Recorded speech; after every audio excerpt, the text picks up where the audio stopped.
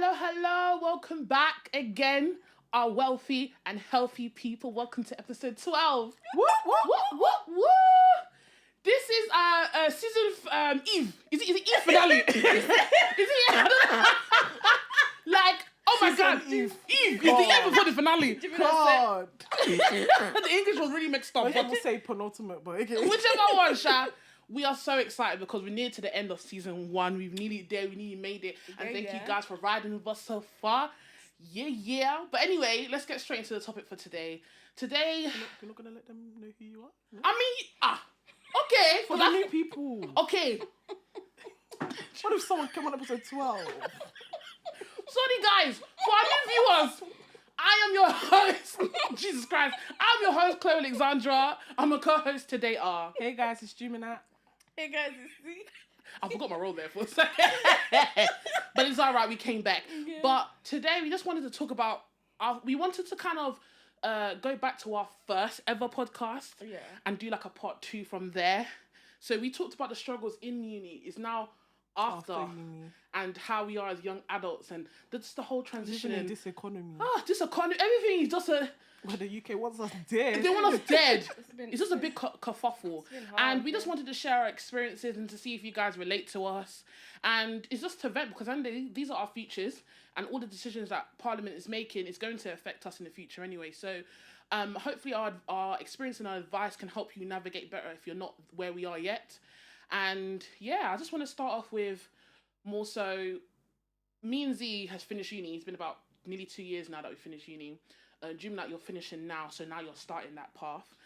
And so me and Z kind of have the same story in a way, but our career paths are slightly different. So I'll start with myself. So finished uni, it was a bit of a kerfuffle, but if you guys go back to the first story, finished uni in 2021 in January officially, but I've already started working before that because I was kind of working from home. But anyway, so that initial job for my career, not the retail jobs and stuff, that initial first step of my career job was the hardest thing to find on this fucking planet.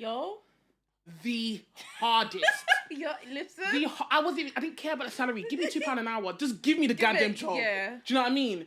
It was the hardest thing on this planet because you know that you have the skills, because with the retail, people would like to dismiss retail or support work or whatever as yabba jobs, but you learn a lot. You gain a lot of experience. You know what I mean? A lot of fucking skills. To the point where when you're there for long enough, even though they haven't employed you to be supervisor, you'll be doing supervisor tasks. You'll be doing lots of admin but stuff. It's just really annoying because you don't get to put that on your CV. I do was doing that.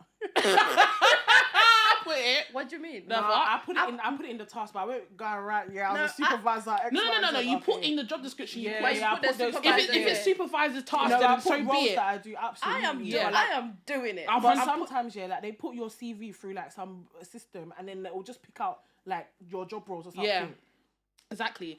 And it's not fair. And I think that our generation is a generation where boomers, which is baby boomers, are I think it's from 1950s to about early 70s or something like that. Their careers were so dependent on the degrees or education that they have. Yeah. So they don't realize that it's not really about that. They're not moving with their damn time. They're not moving. Things have changed. And the most frustrating part is that because they're not moving with the times, and then we're coming with the new way of working. A lot of, because and managers and stuff. Not even managers, a lot of our parents and stuff, they force their kids to do career, go to uni, do degrees to get a career, quote unquote, what they know, without understanding that there's different paths to a career. There's other ways to make money. You don't necessarily have to have a conventional career to be able to be successful and to live your best life. But they don't understand that. I know, and it's sad. But I don't really want to angle this at creators. I think there's just a whole generation of new roles that have been created, like being an influencer or content creator. That's amazing, and I love how the world has developed with technology. Because those careers wouldn't happen without this new form of technology. But I kind of want to focus on the conventional people who kind of want to stay in the 9 to 5 life. I was about to ask a question. Yes, guys, don't come for me. But do you consider those people that influences and stuff, do you consider that as a career? I think so. Yeah. Okay. Just wanted to I consider know. it as a career. It depends on it's. Do you know what it is? It's freelancing, in a way. You're your own brand, right? And it just depends how. I agree with your own brand, but I wouldn't say it's all freelance. To begin with, actually, I think so, because you have to put yourself out there. You need to be recognized by certain brand. The way the money rolls in is being recognized. Do you know what I mean? Then after that, you can teleport to wherever you need to be. But it's not easy. It's like entering the music industry or do you know what I mean? So I call it creative arts, because I feel like that industry is either you have it or you don't have it, and it is hard to. Do you know? I think anyone can make it there. You know. You think? No, honestly, I feel like okay, maybe to blow, like to become like a massive. Yeah, maybe you have it or you don't have it. But in terms of like, if you want to be able to be comfortable and live a life from it, some people might take you longer. But I generally think anyone can make money. There's some people and they got like 5. I was listening to another podcast. Someone's a PR thing. Yeah, they hit up people. Someone's got like 500 followers. She got paid 2K for like just to post one thing on Instagram. It's really just about anyone can really get it. I don't necessarily feel that, because for me, I've been trying to do content creating for a very, very, very long time. I'm not ashamed of it, because it got so hard to break that. I think a big part of it. Sorry to cut you, but I think a big part of it is actually like understanding how to get yourself recognized on social media. Like it's like about going with the trend, doing what's trendy, like being on it. Like it's definitely consistency. Don't get me wrong, because I 100%. decided to jump back on with my TikTok, with other pages, and try again. And I'm noticed that the consistency is different, but I definitely feel like the platforms that are available now is much different. Like the algorithms are much different than before. Like YouTube is either you got it or you don't. I don't understand YouTube's algorithm back in the day. I'm talking about like Patricia Bright times. Who else? But back in those days, they weren't making money from it. They were posting, like in the beginning, like when they first started, they didn't make money from it. It was literally, YouTube was a community of people that were posting because that's what they enjoyed. No, I understand they weren't making, but like, I'm talking about when they were running it. They were making peas at that point. Yeah, do you know what I mean? So obviously everyone was trying to be a makeup artist and everything, and like me and many others, I did have, and I still have a passion for makeup, but it's like I felt like I tried my utmost best, and I just wasn't getting any recognition at all, and I just gave up. I was on YouTube for 5 years, consistently, every week, one or two videos, consistently for 5 years, and barely anything. So I get how anyone can probably make it now, but back then it wasn't easy. And even now, it could be difficult because it's so saturated. One thing I've realised about TikTok, we'll circle back to the original topic of conversation, but what I realised about TikTok, you can get followers like this.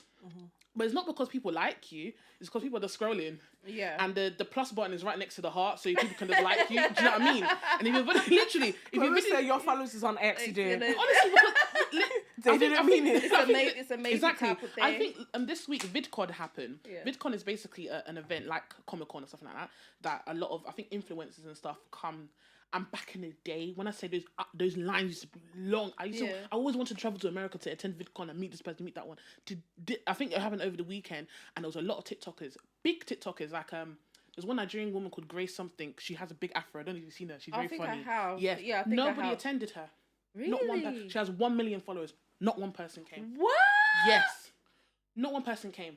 Not one. Another like a white lady. Not one person came. So. Yes, it's far. It's that's what I'm saying. When it comes to these industries, it's like you have it or you not. Yeah, you don't. But circling back to the main point of conversation, when it comes to that transition of your career, I found that the hardest part for me, because what I realized as soon as I got that first job, it was all up from there. Then you will hit another plateau, and then you have to continue. But it just keeps on going. It keeps on going. So one thing I realized, because with my industry, we feel pressure to know what we want to do in life, but you never necessarily know what you want to do. And it was hard because I wanted to do HR for a while. Entered HR, fucking hated it. I'm still in it. I'm trying to get out. I'm not gonna lie. Get me out. That's the worst thing ever. Get me out of here. As well. Left it. You left already. Left. Yeah. Love that. Get me out. Do you know what I mean? It. And do you know where you want to go now? Yes. Okay. So like I want to do like more project management type of stuff. But the frustrating thing is that you can't just transition like that. You have to do a whole career move. And this is why I get frustrated. Is that why are degrees necessary if they're not going to help you? Because with my career change, I would need to do a course called Prince 2. Well, preferably Agile Prince 2, because that's the way of project management that these people want nowadays. And to make these degrees more valuable, why can't these courses be within the degree and be accredited by them as well?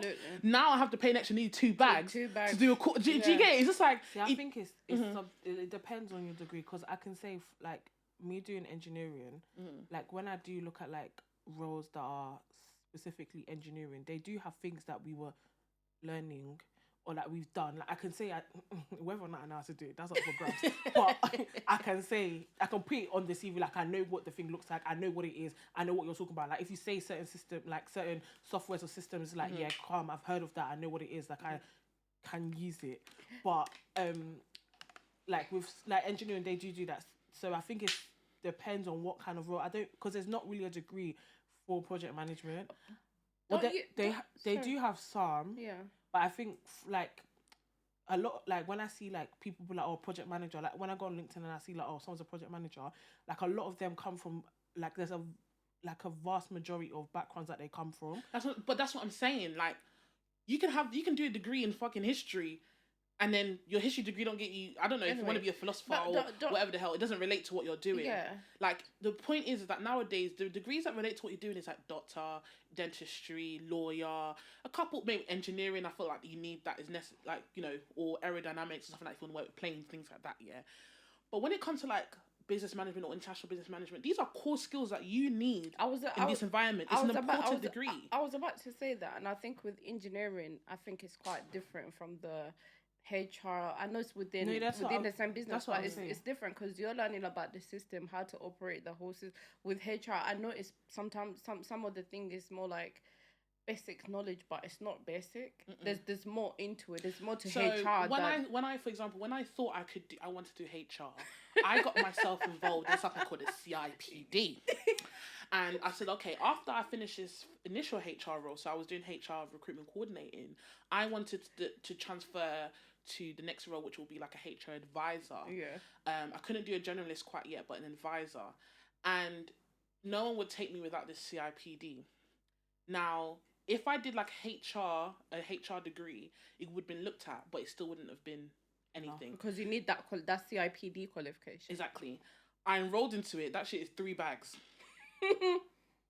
And just do it. I was like, it was frustrating me that why do I have to go through this again? I've been in school for like 23 years. I'm tired. After paying 10k, you now go on to pay another 3k the on thing top is, of that. Like, even on top of that, even though I'm saying like engineering, there's systems, blah blah blah, but even for engineering, I'm not even joking with you. A lot of them, like, even like some like graduate schemes, like they know you're fresh out, you're a baby in this game, you're fresh out of uni.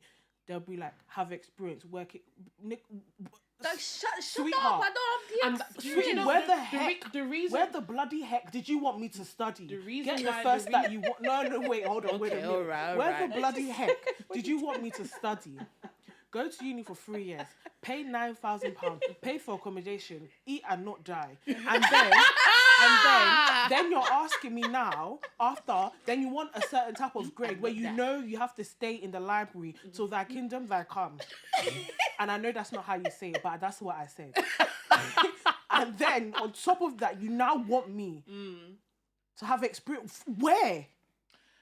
And I get why they're asking for it. But then again, where did you want me to find Let me tell you where. Chloe, before you do that, with graduation schemes, you don't really necessarily need experience. Some of them you do. You're going to. I think it depends. Honestly, but for her, that's what she's saying. For her, for you. Okay. Let me tell you why.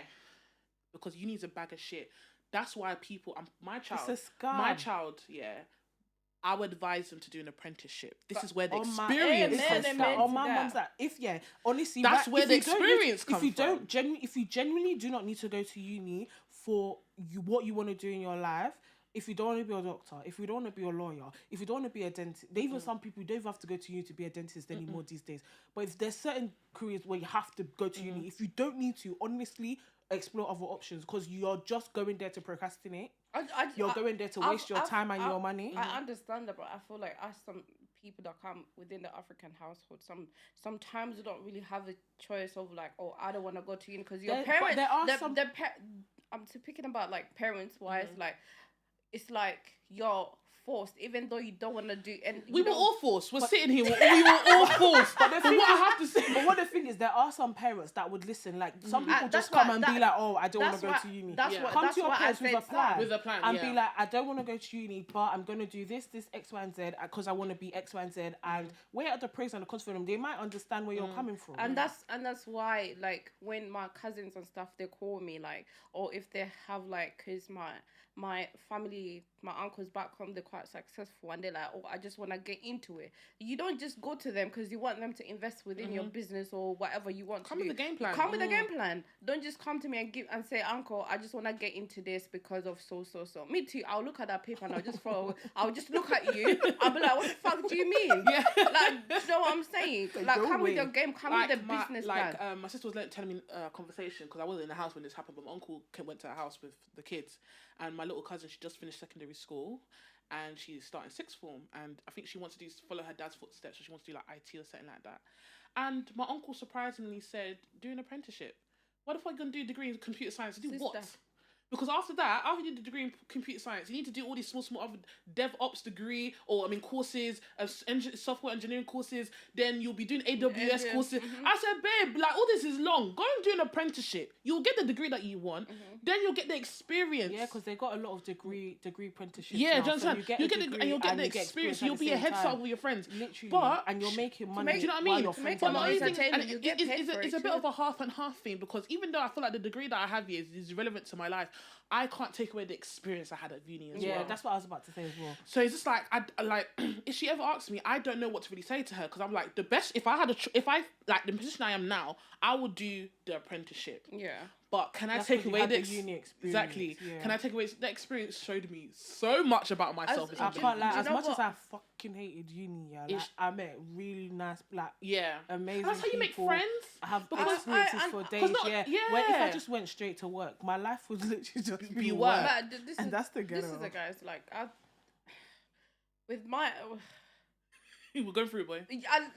I'm going through it because I'm going through like a big transition. Like I feel like Chloe said before, me and her we kind of like had the same interests. Yeah, we crossed paths and we're going different directions now. I was with HR recruitment coordinator. Well? I fucking hated it. Okay. I think I hated it a lot because of the place I was working at that time. So I was just like, do you know what? It's just how they treat people. Like, fuck it. I'm done with it. So I'm transitioning, and then I had to sit down, like, you know, my depression time, I do cry about it, then I call my friend here, and I'm like, I just call her, and I'm like, Chloe, like, I'm going through so within that time, like, it's been recently, like, because right now I stopped working at that place, so I'm just looking for something that I'm very interested in. Then I come to realize it's properties that I'm actually interested in, like, when it comes to, like, housing, construction, interior designing, everything, I'm interested in that aspect. So, and that is costing me extra money just to go do that fucking course. Do you know what a big problem is as well? This country wants you to decide what you want to do for the rest of your life at 18 years old. The person that I was at 18 is not the person I am now. Exactly. The person you are at 18 when you pick your degree is not the person you're going to be at the end of it. Exactly. And then what also is really disgusting, unis, they'll give you like 3 weeks to change your course at the beginning without you having to maybe like redo another year or like waste money and time. And then after the first 3 weeks is calm. Like, honestly, the first weeks of my degree was like, I can do this. When that 3 weeks, you said you could do this. They shouldn't do that. They should give you a real insight into what's going on. They should give you until like November. So if you want to change, you can start January. No, but I kind of get it though, because like after that 3 weeks, the level really ramped up. Like, there's a lot of work. Some people can maybe get it done, like, to graduate in time and stuff like that. But I do think that uni should look into having more options. That if it's like, okay, you change your degree after 3 months or whatever, however, 6 weeks, then you have to do some work in summer. And then, like, you know, like resits, like, do those exams in summer. No, but they do have a gap here where you can. But in terms of like, so that you can still be in the same year as like, for me, I flopped my second year. Then I had to, we both had that experience. Yeah. Then I had a whole year to do 2 modules. At least 8 months of the year I wasn't doing fuck all. I was just working. I was just working. The 2 weeks before it was due, I just worked hard for 2 weeks and that was it. Work, sleep, it. I feel like they should do more, and they should really give you a real insight, because not gonna lie, like when you go and search some like degrees, like obviously they have like overviews and all of that, but it doesn't really give you a real picture of what you're actually going to be learning or what you're actually in for. I feel like a lot of like things that, especially I can only speak from my experience, but when I was looking like into engineering degrees, they don't really tell you. They're like, computer module about fucking what, bro? Okay, I think what is so Chloe, I do understand that, but then again, I feel like it's a thing like from what school you're going to college, after college, but they don't, you have advisors to kind of like help you, guide you. They don't give you enough insight into what you're actually going to be learning and where you can go with it. I understand that, but what I'm trying to say is, don't you think that that's your responsibility to kind of like do your own research to find out? This is what I'm saying. There's not enough to do your research. But like I can go and try and research. I can go and Google. Do you know what it is? Yeah, I don't know for your degree. But for me, what website? Well, it wasn't UCAS, it was another website. You type the degree you want, and you can see how the modules are set in different unis. So when I wanted to go to Nottingham Trent, they said, let me land. I wanted to go to Nottingham Trent. They said it was 70% exams, and they showed me each module. Yeah. And a brief of what each module was about. They did that for you. Then I said, okay, I don't want to do 70% exams. Yeah. So they said, this is going to be exam. Yeah. Then I flipped over to Wolverhampton Uni. It said 10% exams. I only had 2 exams in my whole 3 years. Yeah. Multiple choice. I said, they named what the modules. What I'm saying. So what I'm saying is that it's not available for everything, though. I don't know that. But they can't give you the in and outside of it. Like, I think that's not what I said. Okay, make me understand. You can't just put a title and say computer module. Okay, about what? Like you'll click more info. It's not available for right now. Is this on the university website? When you go on, there's another. I can't remember the name of the website. There's another website where like you can do like a questionnaire. They tell you what career will be more suited to you, or you can type in the degree, give you an overview of the degree, what roles you'll be doing, all of that stuff. But then even like the website you're talking about, I've seen it. It's not available for every single uni. It's not available for all the courses. They won't tell you, you do X, Y, and Z. You feel like in your industry is lacking in terms of describing what you do. Yeah, absolutely. Okay. You don't know what you're really getting into. Like, I can't lie to you. If you pull me and like maybe forget about me. If you go to my course and you pick 10 people and you say what is chemical engineering, I promise you now, none of them can tell you what the fuck it is. I promise you now, I will bet my life on it. No one can tell you what the fuck it is. You go on. When I say I did a research, you go on YouTube, chemical engineering. The 10 different videos is all telling you 10 different things. You'll type in chemical engineering graduate job. It doesn't exist.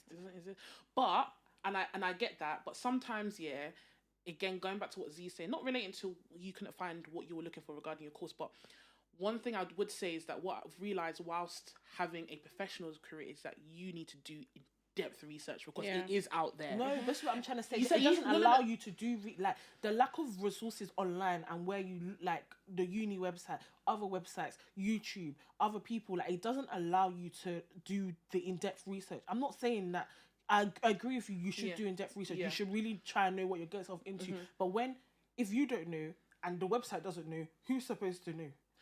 That's why you go to uni and learn about it. No, that's what she's saying. She said for me it's like, okay, the basic role I know within maybe operations is business analyst. That's the way okay, cool. Let me start off with this. What does this analyst do? Okay, when I click this link, it might take me to someone else. Oh wow, a change analyst. What does a change analyst do? Okay, cool. This is what a HR operational specialist does. It kind of leads you to different things. You know what I mean? Mm-hmm. So I didn't know what anything was in my industry. But and I've done that. Yeah. Well. But okay, I'm saying all things bad. There is like a person that was part of my uni who's really good, like a careers advisor. You can literally go to him and be like, okay, cool. Send him the job. Like, what jobs can I do? Hello, hi. Yeah. And he will literally tell you, okay. You sound so fed up. Nah, I'm fed up. Take it easy, babe. Take it easy, man. Take it easy. Head up.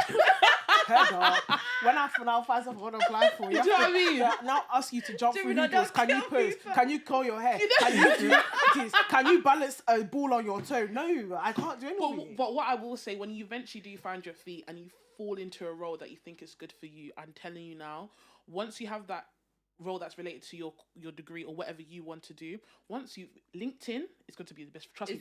Listen, Indeed is for all those retail jobs. You're going to be a LinkedIn babe. When I say LinkedIn's going to change your life. LinkedIn will change your life. What is... I can't remember applying for a job. I wanted to move my role for quite a lot. Have I not just been getting phone calls? Yeah. I can't remember applying for a job. They call you. This is the role. Da-da-da-da-da. Are you feeling it? Okay, cool. I want to put you through to the interview. What is applying for a job? You're not going to be doing all the questionnaires, the mathematics, the analysis. Who's doing all that shit for? I swear to God. If they send me one fucking online. I again. Trust me. That's the hardest step, to put your foot in the door. But I guarantee you guys, once you do, life is going to be 10 times easier for you. Yeah. And then when you do get that role, it gives you time to kind of navigate what you want to do. Trust me, what you do 10 years prior, you might not be doing it 10 years later. But another big thing I think is the issue. What? Sorry. Why are you laughing like that? Because she's a fuck up. I said to God. It's the money that they want to pay you. Because first of all, what you are is rude, low down, dirty and nasty. If you think, someone's going to suffer for 3 to 4 years at uni and you want to pay them 25k. What's 25? Was I getting 25 on my first job? Yeah. No chance.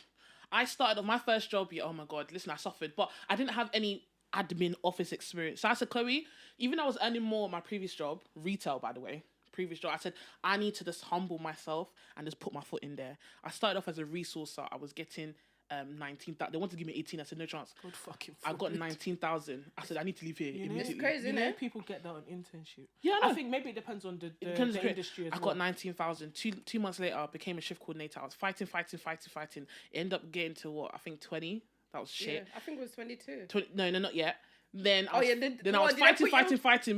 Within through 7 months of being there, I've progressed to 4 different job roles. The 4th job role, I had to beg for 23k. They tried to do that with me. I said, exactly. No, but I got the experience I wanted. As soon as I left here, I got a 15k pay rise easy. Mm-hmm. It just depends. It just depends on the role. Trust me. For me, it's because I didn't have any experience. What's 7 months of my life? But my thing as well is it's when I get that. Mm-hmm. I get that. I understand having maybe humble yourself because you got no experience. Mm-hmm. But when you see things it's big companies, you've got the fucking money, stop taking the piss, and then the responsibilities list is taking up more than you need A4. Your responsibilities list is taking up. You need to know your worth as well. Your responsibilities is taking up more than an A4 page, but you want to start dashing peanuts at me. You need to know your worth, and that's when you have to do research about your job role. If on average the UK pays 20 to 28, that's why I said 25k. 25k for engineering graduate is low as fuck.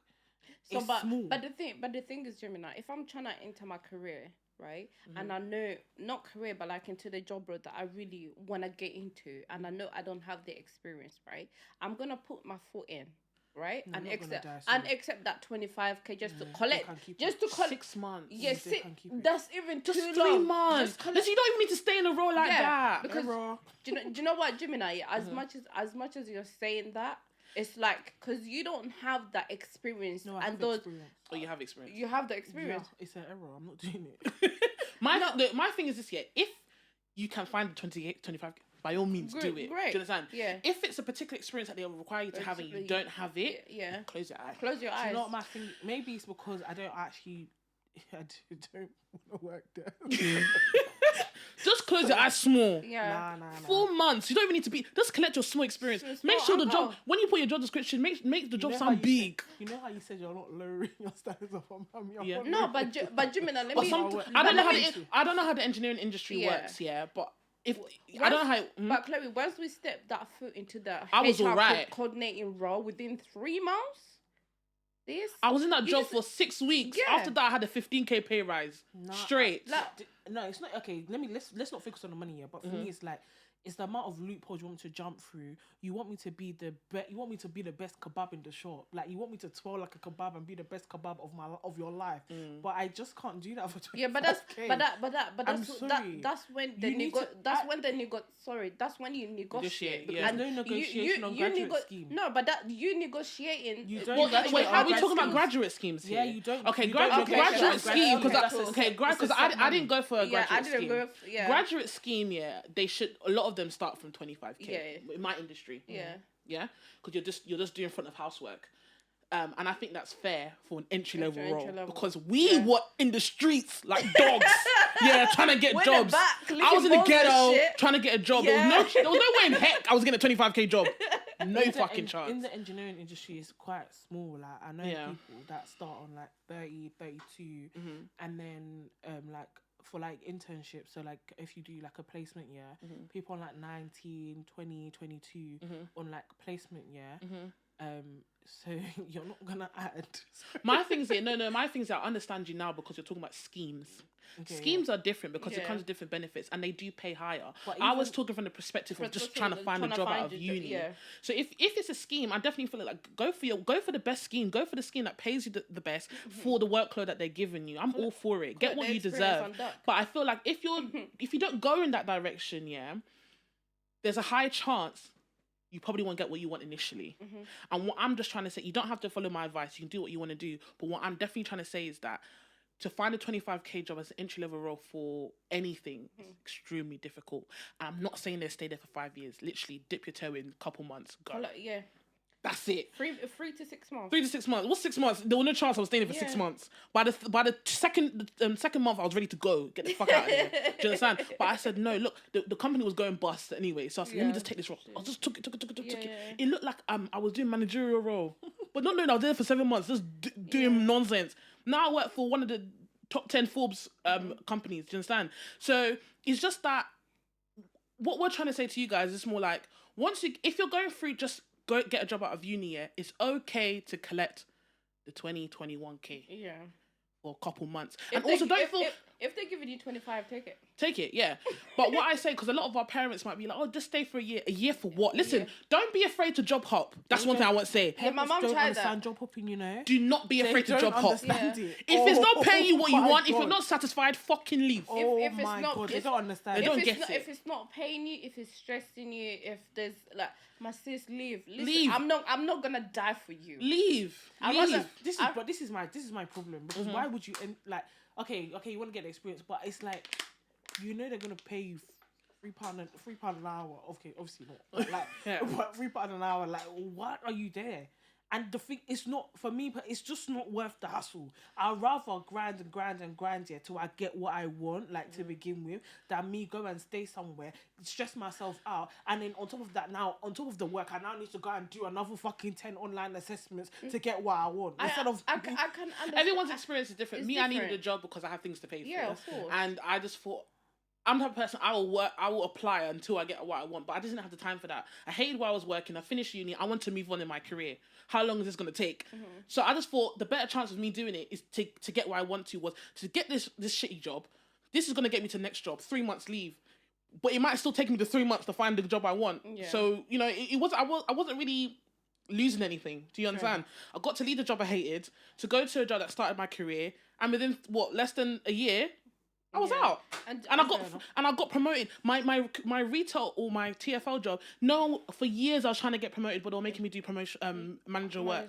But in this job, they saw what I was capable of doing. Course. I skyrocketed in the industry that I wanted to be in easily. Do you know what I mean? And you need to remember, like nowadays, like when people are employing you, they're not really looking at your degree like that. They're looking at the experience, what you can do. And one thing I've noticed is that I feel like I'm intelligently equipped to, when I started, I feel like I was equipped to do the last job I did, which was a senior role. But I realised that I needed to start from the basics because just the little fundamentals things. If you see my email writing then compared to now, wow. I did not know how to write an email for shit. But if you tell me to write an email for a managing director, easy. Basic English, comma, put full stop here, like, and a person have dyslexia, then... It's bad now, isn't it? It's bad. Because sometimes, like, when Raj was, like, talking to me, he's like, Aziz, stop speaking to me like you're writing emails, like, because, like, from then until now, there's so much.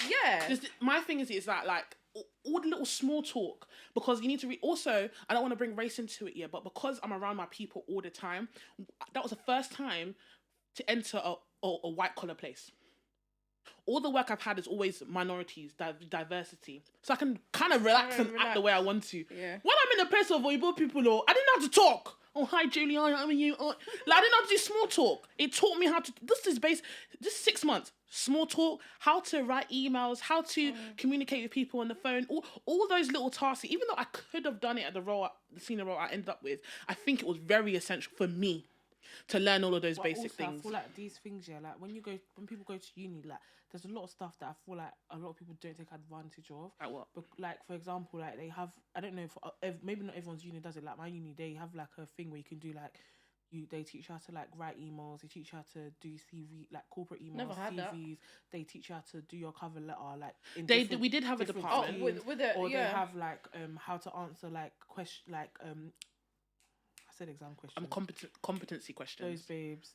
They teach you how to like telephone manner. They have different things like of how to like be in a corporate world. But do you know we had the They have things where you can apply to work like in the uni. Yes. To gain experience if you can't work in another company, but it's funded by a company. Okay. So you can now say I appreciate that. I went to the university one time to do my CV, and I showed my sister, and she was like, "What the fuck is this?"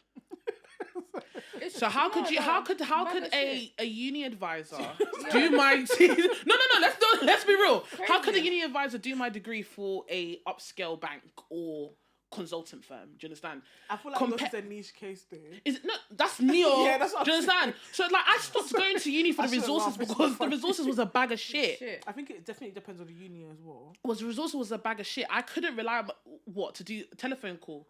But the telephone calls that you're picking up that I may be picking up are two different things. Do you know what I mean? The type of people I manage now, even if my job was entry level, the type of people I don't speak to the regular pedestrian in terms of level of work. I speak to people across the world. So for one, I need to learn how to communicate with people across the world in different to appreciate their cultures.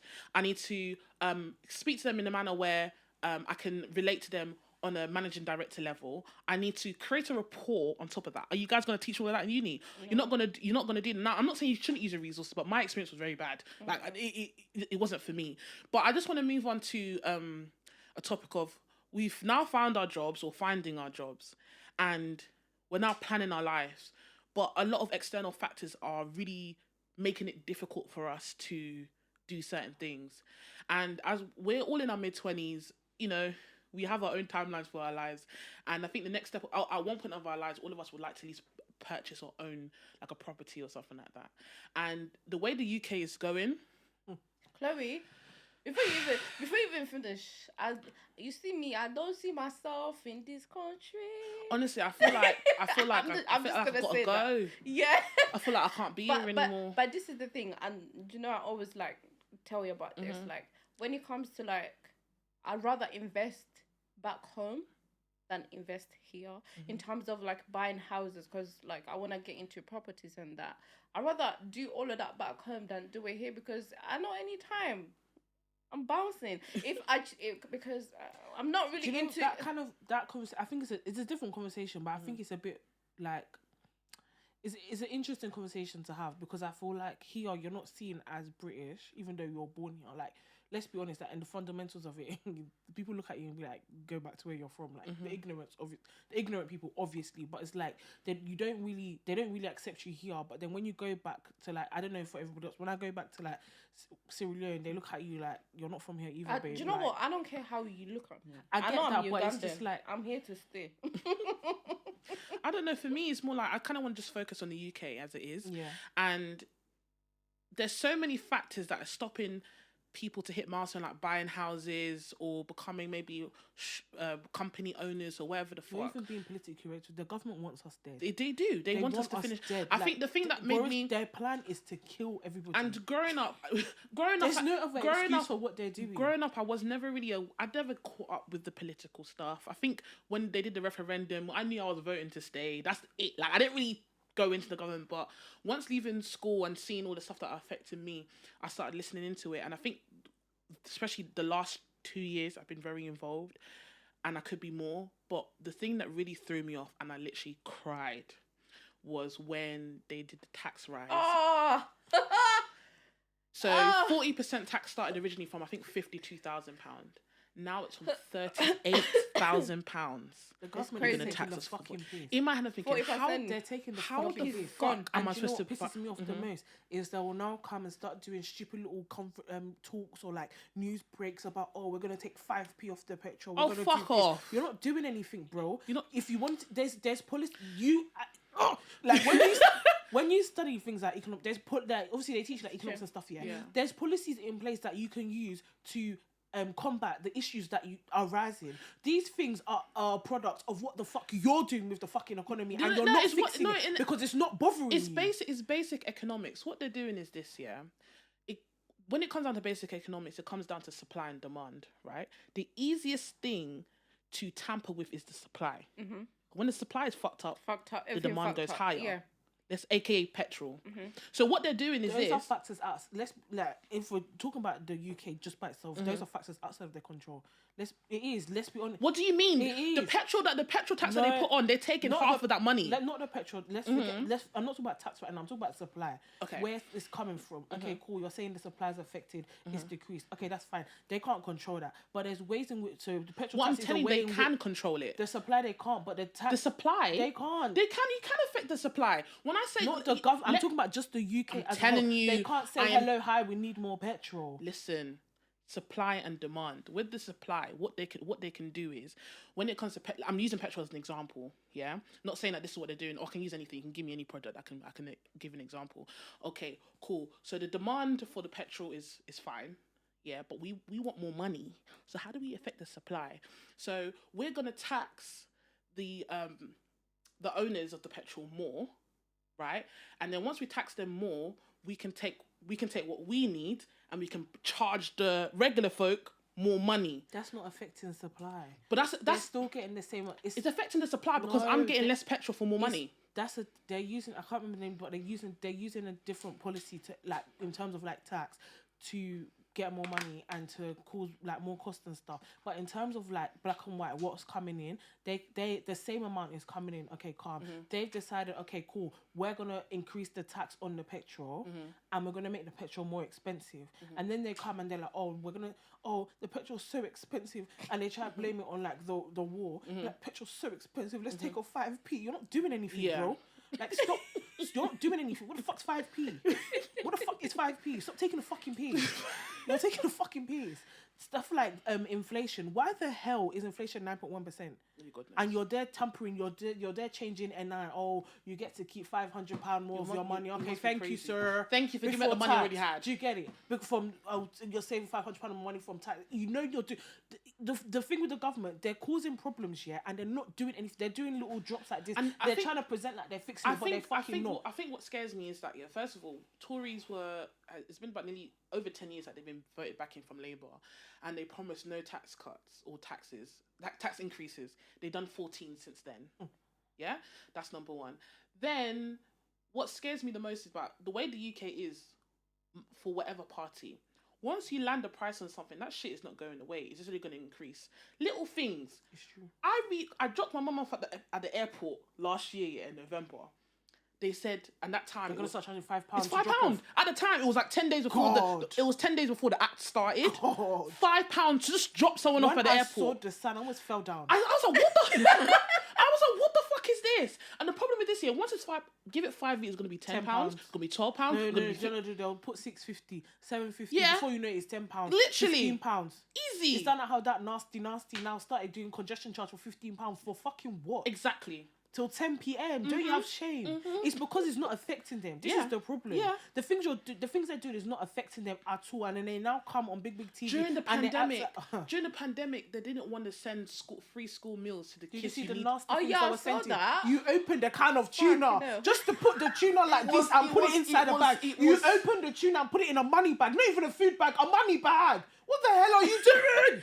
You cut a carrot. Do you know how cheap carrots are? 29p little. You cut it in half. It's not meant to be 9p, babe. 17p little. How wicked can you be? It's wickedness. It's wickedness. Because these families already don't have it good as it is. This is the only place where their child can have nutrition 5 days a week. The school is closed. The only chance of the child eating 3 meals a day was going to school.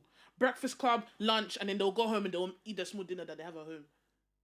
Like, I was absolutely fuming. They do not care about us. But unfortunately, again, London's very diverse, but the country is full of bigots and very racist individuals. I don't see. But you know what a big problem is as well? Because we look at London and we're in our little bubble of London. That's what I said. But the whole UK is blue. The whole of the UK it is blue. Is voting for who they Tories. Want. And God forgive me, but it's people that are not.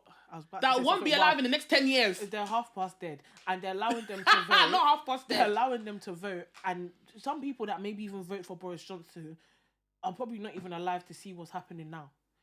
It's actually stressing me out. No, they need to. No, because we're now suffering the effects of your vote, and you've been laid to rest. You're not suffering again. 6 foot under, the cathedral down the road, that's where you are. You've been laid to rest. Pastor Michael has already done the service. R.I.P. Paul Bearer is already taking you to your destination, and you're here telling me that you did a referendum. Now, when I go to Spain next year, I pay £7. Oh, yeah. It's not. Honestly, I cannot. But seriously. You know what it is as well? What? This UK, we don't riot enough.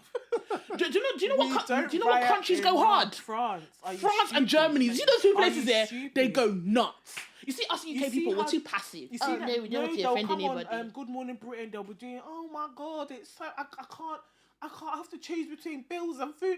Go and shout outside Parliament! Go and shout outside! Ruin this place, bruv. You need to cause destruction because they're not taking you seriously. Boris Johnson, he will just switch the TV. It's not enough. Literally, it's not enough. It's not. And I guarantee you, I don't do riots and stuff yet. But if we're doing a riot over this living crisis, I'm down. You'll catch me on the. Do you know what the thing is? Do you know, good morning, do you know how Britain. somebody? You know in Paris that guy that smacked Macron.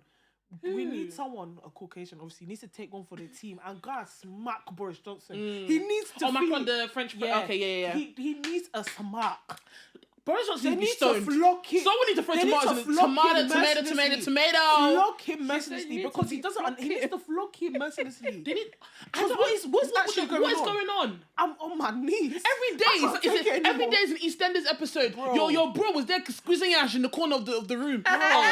Your uncle said don't go outside, but he wants to go out of the country to go and meet his parents. Who else did fuck up? And then now wasn't done with. He's now doing gossip. Gossip.co.uk say so the party happened. He said what?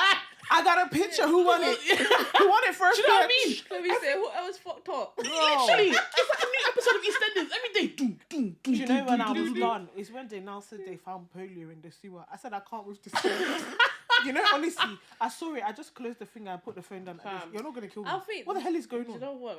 I definitely understand that, and these things are, of course, they are like affecting me. Yeah. But because I don't see myself. It's not like I don't see myself here, but it's like I've got plans, but my plans are not here. They're like, but whilst you're here, just think about it. Your money today. That's why I said it's affecting me, but because of like future plans and stuff like that, because of like it's not my mindset, because of where I want to be. Like I'm gonna live here, or of course I want to be here, but in terms of like my future plans, because they're not here. The cost of living is affecting me, but in terms of like future, like buying houses or whatever, and all of that. Even think about your money now. Okay, cool. You want to buy houses, you'll be saving for it. Your money today is worth 9.1% less than it was last year, literally. So imagine now what it's going to be worth, because it's just going to be going up. Yeah. There's definitely ways the government could be doing way more to help bring down the inflation. They're not 100%. Fucking doing it. They're not gonna We're in a time where there's people that are, do you know how unnormal this is? That people have to choose between eating or paying bills. It doesn't make sense. Well, my thing now, I told you, we're turning into America. We are now have to have three, 4 jobs at a time. MPs are going to open their fucking nyash on TV to say, "Oh, get another job."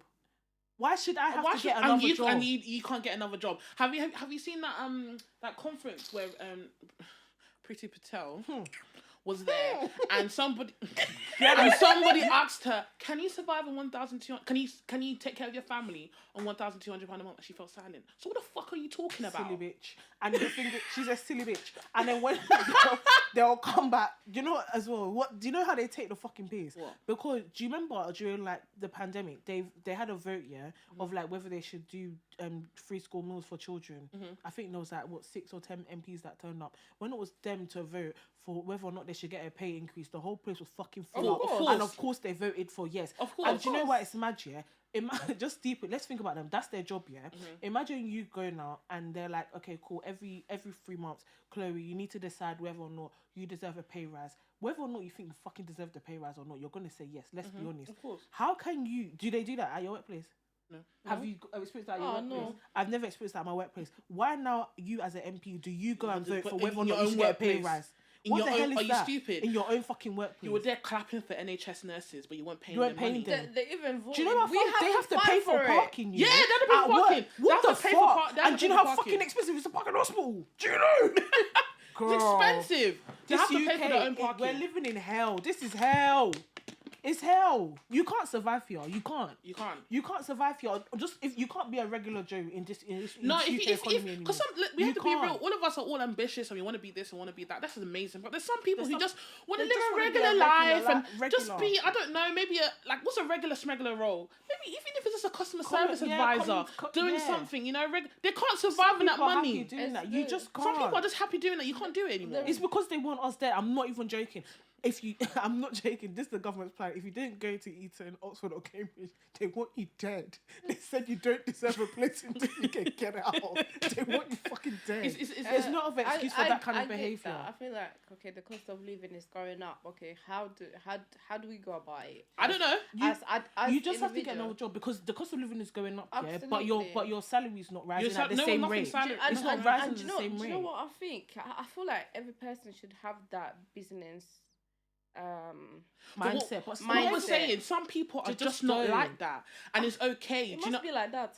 What I'm saying, some people now they are forced to do. They have. Yeah, that's what I'm saying, and it's okay because I don't know if you remember back to our dinner conversation. Me and Rachel were talking about whether you can actually be a business owner or not. And Rachel said, I like my regular 9 to 5 at my computer and go. Do you know what I mean?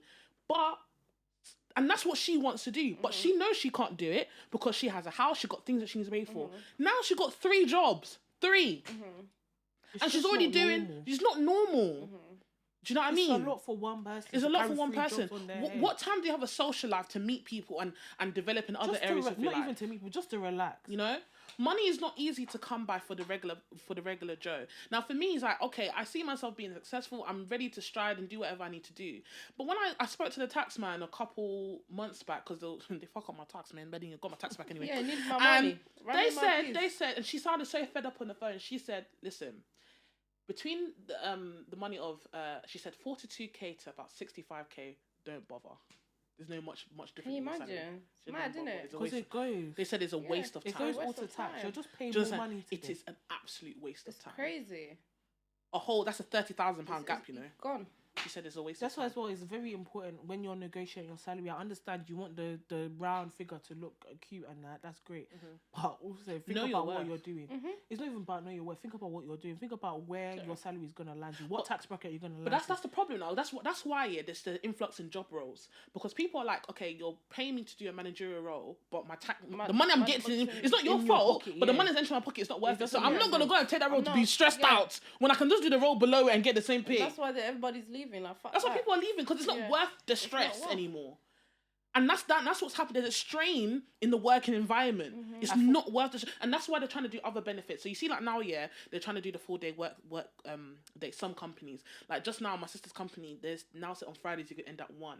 So they might say, we can't pay you this much, but you got these benefits as well. So that's the ways they're trying to work around it. This is what I was trying to explain in the beginning. That the pay you're giving me, I understand, it's entry level, all this nonsense. Doesn't mean you should just start throwing bread at me. I'm not a bird. Yeah. Like, you're not paying me enough. There's no benefits, and then the responsibilities doesn't match what you're giving me or the benefits. It doesn't make sense. And then on top of that, you want me to now be tapping on fucking TFL to gather myself into. Do you know how expensive my job is trying to make us go back to work. I went to Central London. Why did they take £11? You tell me what.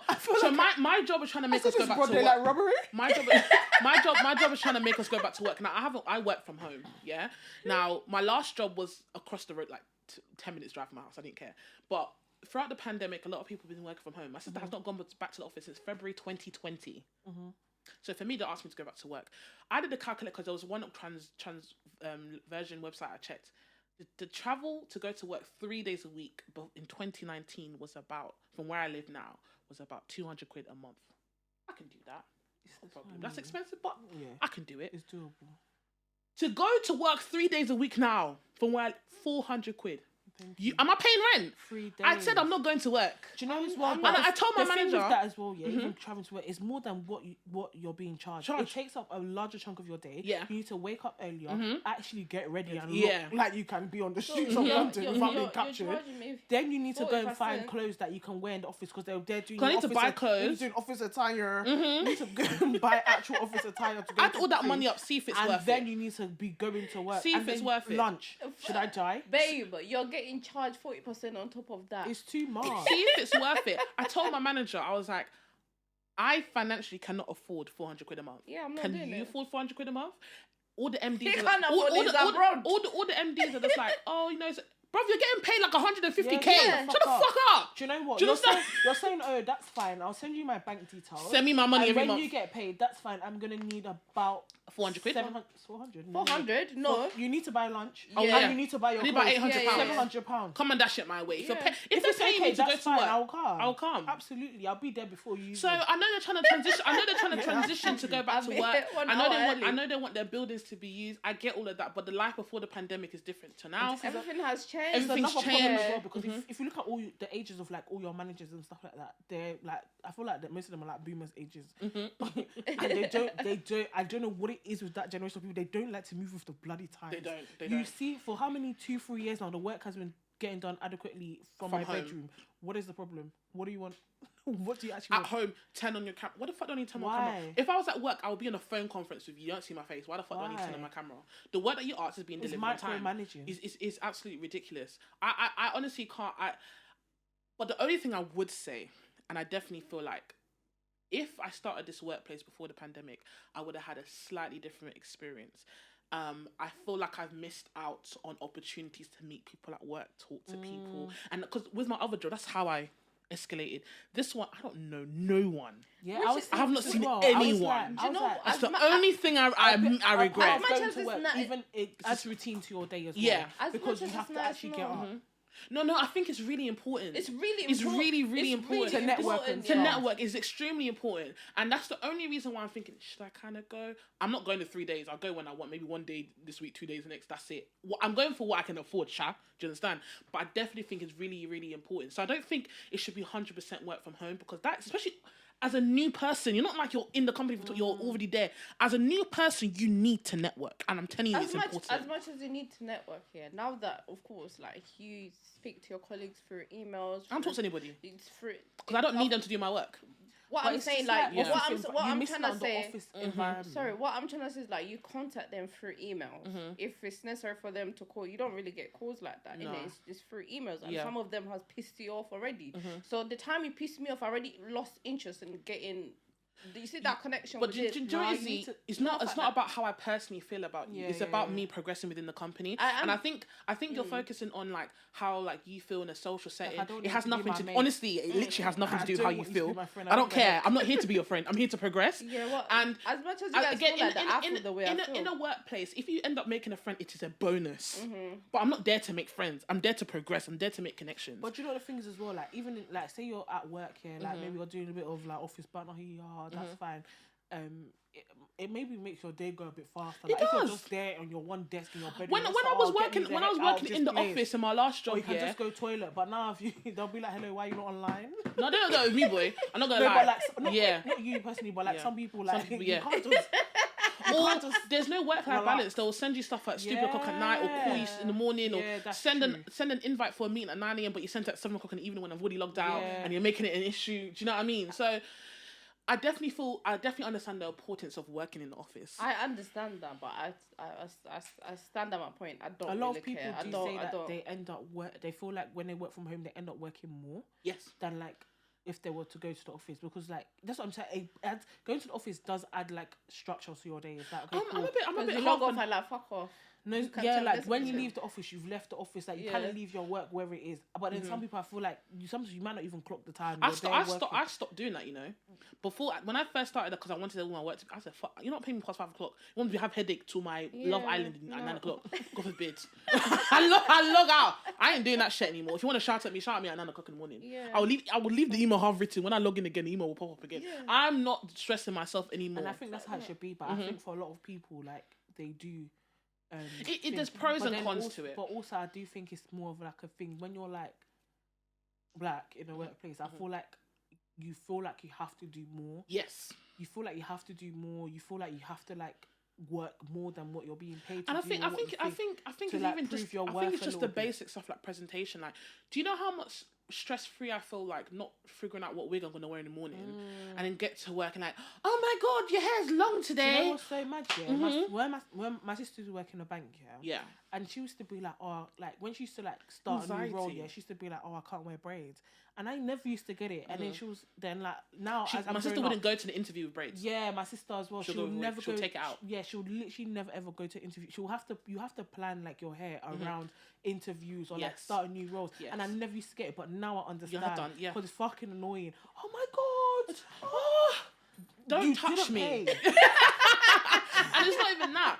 Unfortunately, we still haven't come over the hurdle of our hairstyle, our protective hairstyles being quote unquote I'll never forget, like one time I had my hair out, but then I like slicked it down and it was back like in a ponytail, but it was out. And obviously my hair's not white, my hair's not like straight, it's like bushy, like it's got body.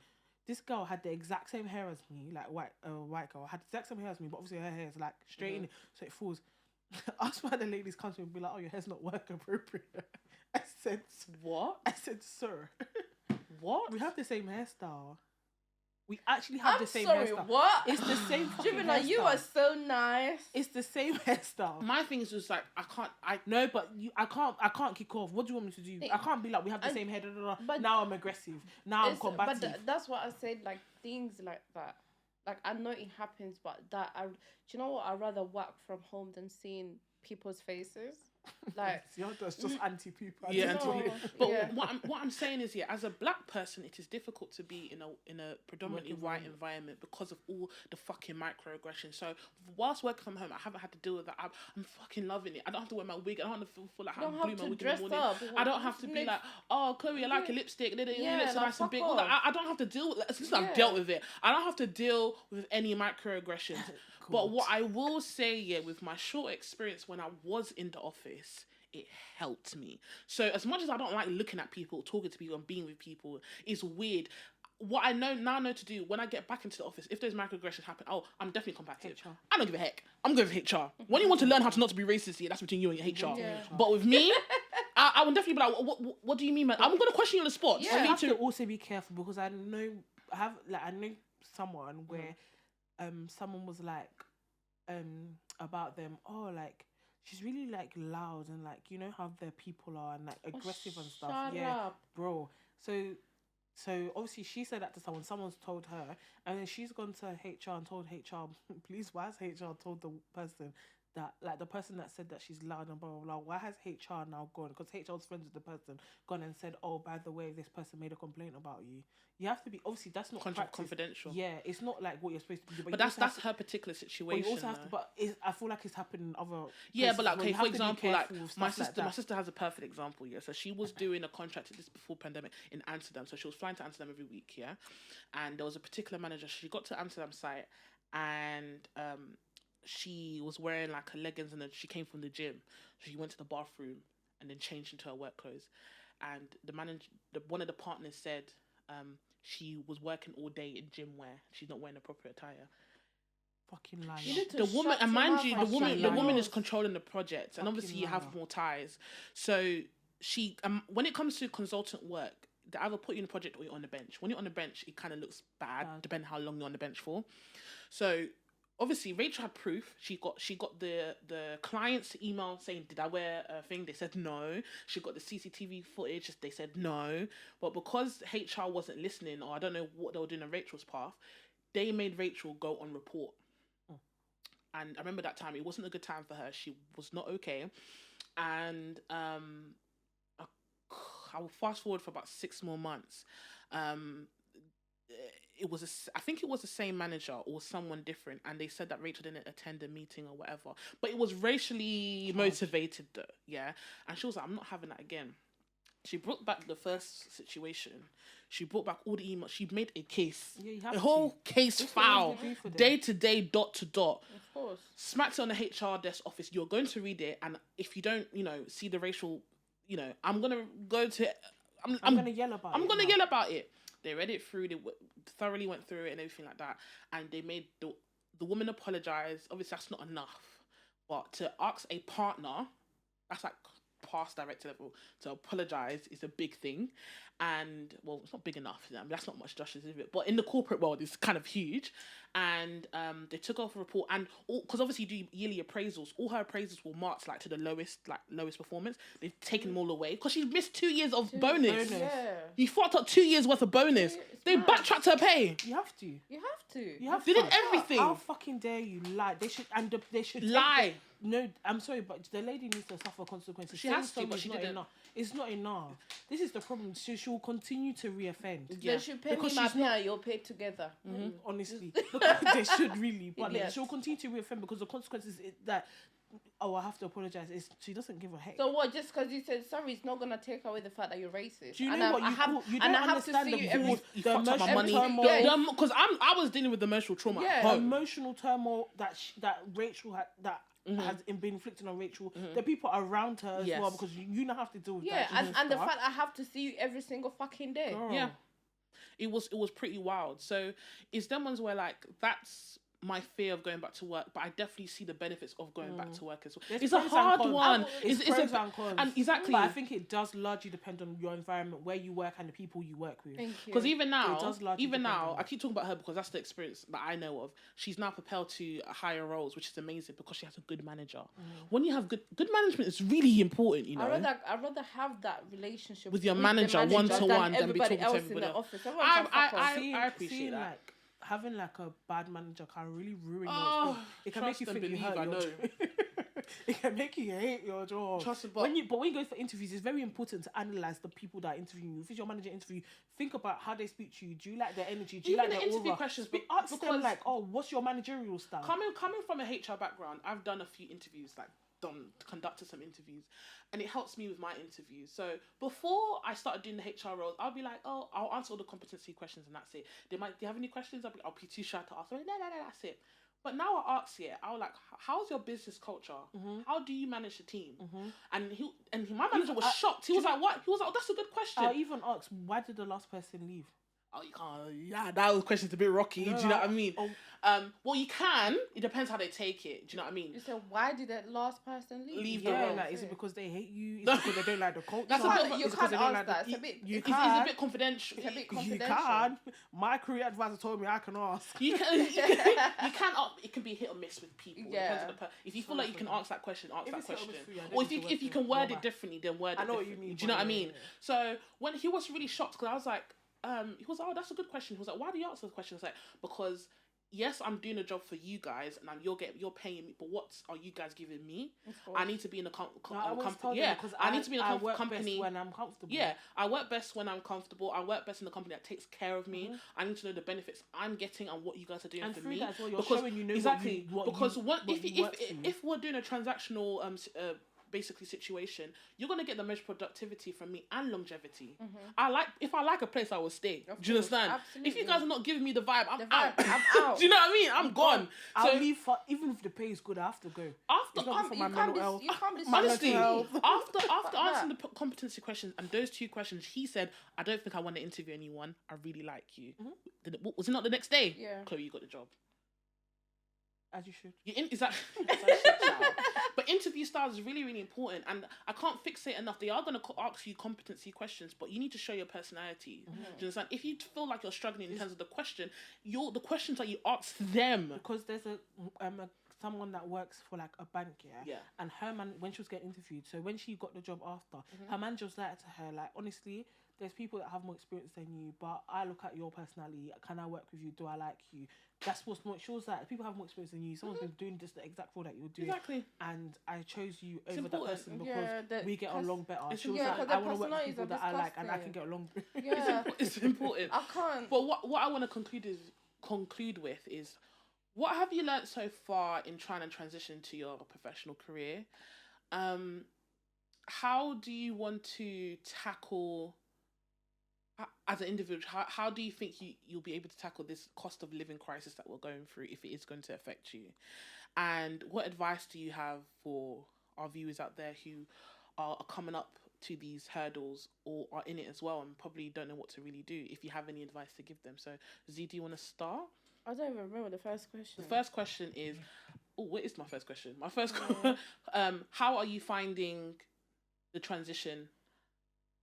And let's start with that. How are you finding the transition? It's hard. It's really hard. I think coming out of uni, and like, I think me knowing the sector I wanted to get into and me getting into that industry and then working there, I figured out that it's not for me. I can't deal with people. I can't deal with nonsense. I felt like I wanted to be my own boss in a way, like, and for me to do that, like, when it comes to like business and stuff like that, like, I'm good at giving advice like to people and stuff like that, but I found it hard to like take it like, and put it in like in yourself, in myself and stuff like that. So I had to learn that recently, like, do you know what I mean? And when it comes to that dream job or whatever, I said, you know what, fuck HR, I want to get into something like, what do I like doing? I like watching shows about property, like how many acres, like all of that, interior design, like something like that. So did my own research. Of course, there's properties. What type of properties do you want to get into? I want to get into the construction side of it. Like, that's a whole another course. Like, I'm still doing my research. I'm still trying to figure out. So what advice would you give to the viewers in terms of your experience? Is it more like you don't know what you want to do, but it's okay to not know what you want to do? It's okay not to not know. Yeah. Just don't feel pressured. Don't feel pressured. Just have an idea at least of what. It's okay not to know, but don't just sit there and just fucking relax. Like, what's next? Okay, you don't like this, what's next? Or are you thinking of something? Do you have a business idea? Do you want to bring that to life? Like, do you know what I mean? Be more like self-reliant in exactly. a sense, and don't feel like you have to streamline to something that people expect you to be. If you want to do something completely different, whether it's your passion or something, it's okay. Go ahead. Don't feel like because nothing's happening at the moment, it's not gonna happen. It's not going to happen. So if you're in that space, it's okay, basically. Yeah. Just have as long as you have something. Just have the motivation. Even if it's an idea. Yeah. Don't feel pressure. Just have the motivation. Just know how to get there. I think it took me a long time for me to get where I am at right now. I'm still trying to figure out myself where I want to be. Business plans are done. I want to take to that course. I want to get into properties. I have uncles and aunties that are willing to help me. Use your resources. Like, do you know what I mean? Ask questions. I'm sure you have one uncle or one friend or one somebody. Oh, how did you get here? Yeah. And it's just more like, it's for the people who are just kind of just clueless of what they really want to do. I would say, think about, okay, you've gone to uni or you didn't, whatever you did. I think about, what do you like, or what did you really enjoy about your degree? Like, what did you do well? Sometimes it's not even about what you enjoyed. Think about what you did well in your degree. Like, what did you find easy? What modules did you do really good in? And then work your way from that to be like, okay, cool. Okay, I like this aspect of my degree the most. Let me find a job where I can do a majority of that in that role. Or maybe you can look at companies. What companies do I like to work for? Would I like to work for? Okay, in that company, what role can I do? Do I have the skills necessary for that role? Yes, no. If it's yes, sis apply. If, or bro, whatever you are, if you don't, then look, okay, cool, what skills do I have to acquire to get there? How can I get these skills? Do I need to pay for a course? Do I need to do some volunteer work? Do I need to rejig some experience I already have and reword it and be like, okay, cool, I kind of did it, I can reword it and I've done it. Or also, what's in my brain and it's gone. You got this, you got no, this. Yeah. Slap it back. Come on. Also, I think it's important to... it's actually gone. It was a good one. All right. Should I let you think? Let me add on to what it said. I think never see yourself as a failure. No. I tried not... As much as I have depression days and I'm crying because when I cry, I'm trying to like... And that's what I really appreciate my friendship with Chloe, and I keep on saying again and again. When I'm calling her and I'm crying... Yeah, see? When I'm calling her and I'm crying, she's like, okay, you're crying. What do we need to do next? Like, do you know what I mean? Like, I don't see myself as a failure because I know the things I want to do. I know how to get there. As long as, never see yourself as a failure. You got this. Also, what I was going to say that I forgot was, if you know a role that you like or company you like, go on LinkedIn and search the role, search the company, and find people that either do your role and see what work they've in your been doing. company, and then look at See like where their they started experience, look at their experience, look at the roles they have, look at the skills they have on their LinkedIn, look at the qualifications that they've done or they have done. Even message them. Like, a lot of people on LinkedIn will be very, very willing and happy to like speak some to guidance. you. Just be like, oh, hello, hi, like I see what you've done, like I see the role you're in, I aspire to be in a role similar. Can you give me some like advice or like what do you, or like even speak to them more, because you might think, okay, cool, read the job description and you like it. Speak to them. What do you actually do on your day to day? What did you do what do you think helped you get into the role? Like, of your, I can see you've done X, Y, and Z. Of those things, what do you think is the most important thing that helped you get into your role? You can ask them, or like, do you have any things that you would have done differently? Do you have things that maybe you think held you back from getting to your role as like when you did, or stuff like that? You can ask them for their mistakes if they're willing to share, and it will help you avoid doing the same things. I think it's like... I like that. Yeah, like that. Speak to people. And I second to everything that Jim and I said, but I feel like in terms of a skill or a personality trait, would I say, that you should either have already or develop is self-reliance. Absolutely. It's all good. If you have a support system, that's amazing. But I'm speaking for those who may not have that. And unfortunately don't have that, maybe mum or dad, or just a good support foundation around. Z said you're not a failure. You're not a failure. You just need to be consistent and have self-reliance. All those factors, what Drew Minat said, is having self-reliance and motivation. You should do this, you should do that, you should do this. Resources are in abundance. There's the internet, there's a library, there's different spaces to talk to. Do you know what I mean? There's an abundance of information out there to help you progress. And I feel like it's all good and fun and dandy to be successful, but people forget the hard work it takes to be successful. It doesn't just fall into your hand. It does not fall into your lap. Absolutely. You need to be consistent. I can't even stress about consistency. When you're applying for jobs, you don't use the same CV for every single job. I have several CVs. Yeah. That's HR 101. Yeah. If you use the same my documents, do you like come around CV this is that, CV that, cover letter this, cover letter that. Cover letters are so important because it explains to what you bring to the table and what you've previously done. If it says that you need to submit a cover letter with your CV, just fucking do it. And also with your cover letter, try and fit, because they like write why you want to work for the company. Find unique, something unique about the company that you like, something different. Don't just go on their page and write what everyone's gonna write. If you start on your CV, if you started your personal profile saying I'm an intelligent and we're not reading the rest of that. I'm telling you that for free. As someone who looks at CVs on a fucking daily, I don't care about your personal, your professional. Don't care what you think about yourself. I don't give a damn. I honestly do not give a toss. You know, on your cover letter where they're like, oh, like where it tells you to write, like they say, oh, you should write like why you want to actually work for the company. Find something that's unique, like different, something that not a lot of people will write, because the company will hear, oh yeah, like I'm smart and I'm intelligent. No, I have not even about attention yourself, to but detail. they'll be like, oh, your company's a good brand. Yeah, everyone knows it. Okay, yeah, we know that about ourselves.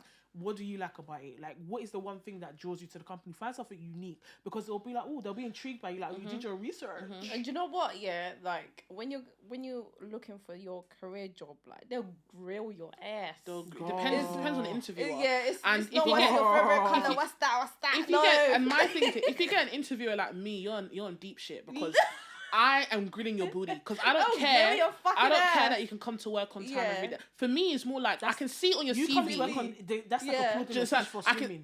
I can see on your CV that you can do the job because you've previously done it. I might ask 1 or 2 questions about it, but I'm trying to see if you can gel with us. Not saying that you can't be part of the gang, but can you be with the big boys? But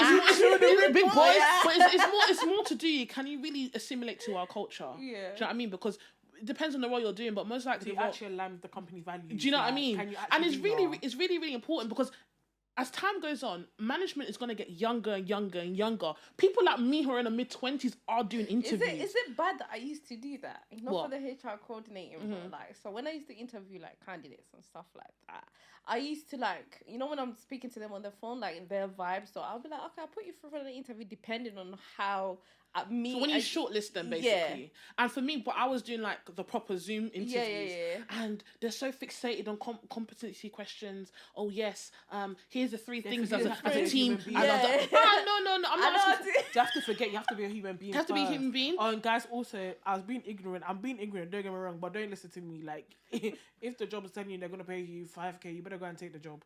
Go and take the job. Don't listen to me. Don't be a bougie bitch like me. I'm just a bougie bitch. It depends on your industry. But she explained that she was doing a scheme. I definitely believe schemes should start from 25K. If it's less than that, it's not worth your time. Absolutely. If you're starting coming out of uni, I honestly say, if you can help it, don't take less than 20K. I think it's a fucking bump, especially if you're not having any responsibilities. If all you're paying is a phone bill, I think you could survive on 20K for 6 months. Do you know what I mean? If just get your foot in. If it's something like you need to, like admin, just put your foot in. Be the front house admin officer and just collect the phone calls and go your way. Do you know what I mean? I think it's hard because people be like, I got a degree, I need to be here. Yeah, but everyone has a degree now. Degree's not like, it's no longer. It's like GCSEs. It's no longer like a, oh my god, you're special. It's just like what everyone fucking does. Exactly. So, there's no right way of doing things, but I feel like not thinking that you're a failure. Listen, finding that first job after uni is hard. That's the first thing. That it's the self-motivation. Just understand that everyone is going through it. If there's one thing uni's gonna do is drain the fucking life. Uni's gonna suck you dry. Let me tell you that for free. Girl. But if uni sucks you dry, you're not ready for the real world, because once you enter that corporate world, people can throw you under the bus. They will kill you every day. I've cried in my job multiple times. They'll drag you to hell. I used to cry to work. Yeah. I'm doing jobs. Do you know when you know that it's time to leave the company? Yeah. I used to be walking to work, and I used to be like, God, please let this building not be here. God, like I was. If you ask my friends, I'll be like, who is willing to come and blow the place up? That's me. Every other day I have an excuse not to be there. Mine was, girl. I'll be like, walking to work, I'll be like, oh my God, can I just hit me now? So I have to go to work. I'll be like, get me out. I don't want to be there. Mine was worse because I had to wake up early. Do you remember? I'm working like fucking Dartford. Do you know how far that is? Can I say one last thing? Sorry. It's not always about the money either. It's about what you gain from it. So the position I'm in is very sticky. Now, great name, good job title. I'm not doing what I'm supposed to do. I'm doing a very little part of my job, but I'm getting paid this much. Yeah. But I'm not getting the experience. Yeah. So if I now transition, what do you do? Oh, I do this. Oh, is that it? Now I have to lie that I've done all this stuff. You have to say that you've done it. But speak to people that actually do it. But also, but you expect, because what's going to happen is I'm going to have to fob my way through. I'm good at that. But there's some people that don't know how to do that. So I'm in a position where technically... To learn on the job. Exactly. I'm in a position where all this stuff I didn't do. I haven't done it yet. So I feel like I've just wasted my time. You know, because with these bigger companies, yes, bigger names means bigger stakes, which is great. But a lot of the time, when it comes to big companies, when they have loads of roles, they really break down the role. Analyst of the paperwork, analyst of the pen, analyst of the highlighter. They really break down the roles. You're literally like a mechanism in their whole machine. So you're literally you're a mechanism in the whole machine, and you'll be doing the same thing every day. every day. They literally you know what? They've written the bullet points by only doing one of them. You're only doing one, and that's all I'm doing. For the past 8 months, I've been doing the same thing, and it's been stressing me the hell out. Have you asked for different? Yes, I have asked for different tasks, but the availability is not there for some reason, and it made me. That's what really pushed me to look for something else, because the money is doing what I need it to do, but I'm not satisfied. So sometimes it's not always about the money. Does the job actually give you job satisfaction as well? So as we've been talking today, there's a lot of factors, and I hope you guys take at least one thing from what we've said today. Make sure you always have a backup plan, Sha. Yeah, in a sense. I don't know. I'll say just go with the Don't be so hell bent on your one plan. Yeah. Like, if your one thing goes astray, follow it. See where it takes you. You don't know, it might lead you to where you want to go. Because I think a lot of people see their plan as like this. Your plan might go like this, like that, and then bring you back. You don't know. Yeah. Don't be so hell bent on being like, okay, this didn't work out. I need to make this thing work so I can get to the next step. That thing not working out might take you to this part where it will now bring you there, and then it will take you there. You don't know, and you might even find something that you enjoy more on that path. Exactly. You're just flow with what life. Where the wind blows you, but with common sense. That's you hit the nail on the head. That's exactly what I was trying to say. So from this conversation, I feel like we are all still going through it. Girl. But I feel like in the trenches. We're in the trenches, but we're all at different stages. But with the cost of living thing as well, cut your cloth according to your size. It's difficult out here. Cut your fucking cloth according to your size. It's okay. Sometimes you might have to cut some things out. Maybe this week you can't buy the sugar. And also it relates to your career as well, because don't think like a boomer. It's okay. Like the way the boomers came up, their degrees and actually hard work worked in their time. Now the way we work as millennials, is that we don't care if you if I don't like the job, I'm not doing it. If I don't like the job, I'm going to hop. Don't be afraid to job hop. Absolutely. Like, honestly, the first 5 years, I will say this, the first 5 years when you leave uni, every 6 months, leave somewhere. Job, also, hop. But and also, just because you don't tick all the boxes that they say they're looking for, doesn't mean you shouldn't apply for the job. Absolutely. If they ask for 5 years experience and you've got one, apply for the damn job. You never know what could happen. If the only way you should not apply for the job is if you're not a human being and they're looking for human beings. If anything, I don't care if you've got the experience, whether they've asked you if you can do this, do X, Y, and Z, apply for the damn job. You don't know what could happen. You can have an interview. They say you didn't get the job, you ask for feedback. Yeah, it's like you've got into the interview stage. You can practice your I think there's sometimes I know I'm not gonna fucking get, but I want to see. I want to see like what's the interview like. But you know what? That goes back to LinkedIn, because like when people go through your LinkedIn, even though you don't have that experience within that field, but because they see that they pick up at least one or two things that they think that you're good at. Just put yourself out there. Literally, there's something I know good damn fucking I'm wasting your time, but I want to see like does my CV work? And is my cover letter good? And I would say whatever level you are, even though you're only entering your professional career now, doesn't mean that if you work in retail you can't be on LinkedIn. LinkedIn is going to be your best friend. Best friend. If you want to learn how to do LinkedIn, I do have a video on my personal page. Not the promo. She get the promo. She does CVs. Do you know what I mean? I do CVs and stuff. So if you want to hit me up, that's ClareAlexandraVA at outlook.co.uk. We charge prices. I had to put it out there. And I can definitely help you guys with your CVs or whatever you guys need to do. But I'm just gonna wrap this up. I think this conversation left us with a lot more questions of ourselves and what we want to do next. And I think it's more like, this is what I've gone through and this is what I want to do. For me, that's what I've got from it and what to expect on my next step. I think it's helped me clarify how I want to navigate my journey a bit better. I think that's what I've learned from this. It's the same with me. I've cried enough now. I think this conversation helps me understand everybody else, where you are, and how to navigate what I want to do. Of course. You know? So, I mean, that's what I've gotten from it. I just want to say thank you guys. I think your contributions were really, really good. Yeah. And I definitely feel like there's going to be a episode. Yeah, I feel like it was needed. We need the education, career, something. You know what I mean? But thank you guys again. I'm your host, ClareAlexandra. My co-hosts today are... Hey guys, it's Jumina. It's your girl Z. And we will see you for our final episode. Why are you screaming? Because I'm sad. We'll see you guys next week. If you want to drop a dilemma or question, make sure you email us at info@haventalks.co.uk. And we'll see you next week, Tuesday, baby. Bye. Bye.